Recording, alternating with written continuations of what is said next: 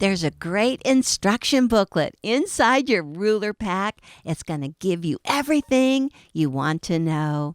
Take the corner and make a template, and then all you're going to do is mark that corner on all four corners. Use a marking pen that you can go ahead and erase, and repeat it on all corners. You're ready to get a tape measure and measure from seam to seam.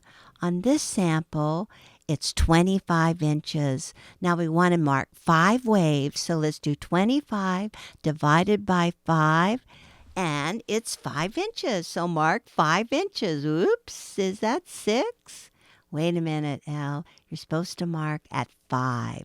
Okay, get rid of that mark at the 6. Good job. Okay, now just slide your ruler along, mark every 5 inches, and that's your marking.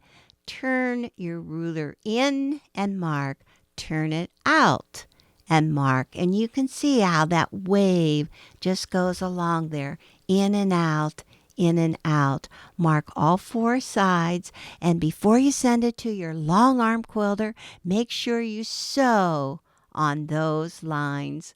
And then she's going to quilt it for you and put on some bias binding.